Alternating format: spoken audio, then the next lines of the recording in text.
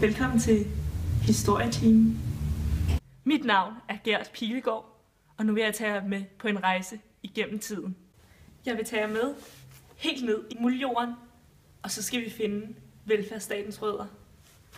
Vi starter i 1800-tallets Danmark. Filantropien er for alvor ved at slå igennem. Hvad er filantropi, tænker du?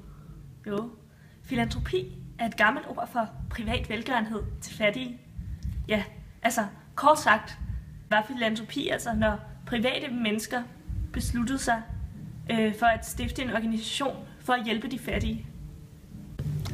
I 1866 startede en præst landets første understøttelsesforening, kaldet Christianshavns Understøttelsesforening.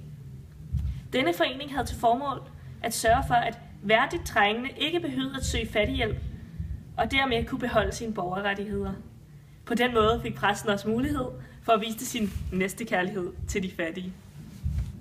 Til Christianshavns Understøttelsesforening tilbød en masse mænd og kvinder deres hjælp i form af pengebidrag eller ved at blive såkaldt undersøger. Undersøgerens arbejde var at tage hjem til ansøgerne og se, om personen eller familien var værdigt trængende. Se, en værdigt trængende person var flittig og havde orden i huset. Her herskede en flidens ånd. Men der hos en uværdig familie svævede en fattig lugt i hele huset, og familien var dårlig og havde uorden i deres hjem. Hvis undersøgeren erklærede familien eller personen værdigt trængende, kunne de modtage penge til husleje, mad og brændsel. Men kun lige netop nok penge til, at de kunne klare sig. Herefter skulle de sørge for selv at komme i gang med et arbejde eller få en anden fast indtægt. Senere kom kvinder fra højere middelklasse til at spille en stor rolle i understøttelsesforeningerne og i den øvrige filantropi. Det var ofte disse kvinder, som blev undersøgere. Senere fik de det nedgørende øgenavn hattedamer. Nej, se der. Der har vi jo en vaskeægte hattedame fra slut 1800-tallet. Vi kan straks genkende hende på den bemærkelsesværdige hat.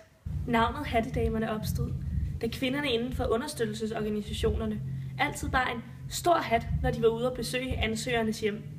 Senere har navnet dog fået en negativ klang. Det er primært fordi, at Socialdemokraterne begyndte at kritisere de private hjælpeorganisationer, som blev styret af de rige i samfundet. Og tilbage til hattedamen. Bag mig her er huset, hvor jeg skal ind og besøge lige om lidt.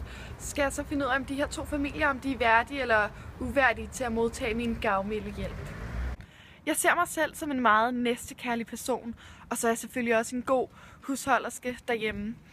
Og min lugtesans er især god, hvor der kan jeg rigtig lugte den her væmmelige, fattige lugt, der spreder sig i hjemmene, hvor de ikke er værdige til at modtage min hjælp. Hallo? Kan jeg komme ind? Ja.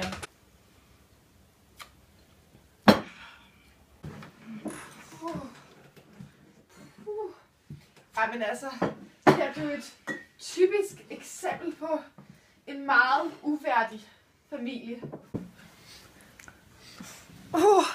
Altså bare fattiglugten er jo ud over det hele her. Kan du ikke bare give os nogle håndører nu? Ej, nej. I fortjener der overhovedet ikke nogen af mine penge. Sådan et uværdigt liv, I lever her. Ej, fy nej. Skrid med dig, din kælling. Farvel. Et hjem, hvor fattiglugten dominerede. Lad os nu se en gang, hvordan det nu går for vores lille, velgørende hattedame. Må jeg komme ind? Ja. Nej. Har du ofte rent? Ja, Gør du ofte rent her? jeg gør en dyd ud af at gøre rent hver dag. Og hej, min lille ven. Hvad Hej. hedder du så? Jeg hedder Ingeborg. Nej, sikke en sød lille dukke, du har der. Vil du have en kop kaffe? Jo, det kunne da være dejligt.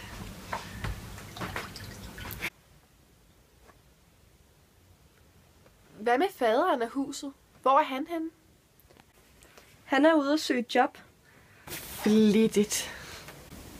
Nå, jeg har set nok. Tak for besøget. Jamen, det var det så lidt. Se det var en værdig familie. Ja, man kan sige, at velfærdsstaten har rødder i filantropien af forskellige grunde. En af de mest fremtrædende grunde er den måde, vi ser på de trængende eller fattige på. I vores samfund opdeler vi stadig i høj grad i uværdige og værdige til at få hjælp. Tænk på fattig Karina eller dovne Robert. Vil du ikke sige, at vores samfund har stemplet dem som uværdigt trængende? Man kan også bare se på vores opfattelse af, hvordan det rigtige liv leves. Og den måde, vi tilpasser vores hjælp til at passe denne opfattelse. I filantropien vil velgøren ikke give hjælp til familier, der ikke ihærdigt prøver at opretholde en vis standard i hjemmet. Og i dag mener vi også, at hjælpen skal gives til de personer, der vil leve et liv, der er værdigt.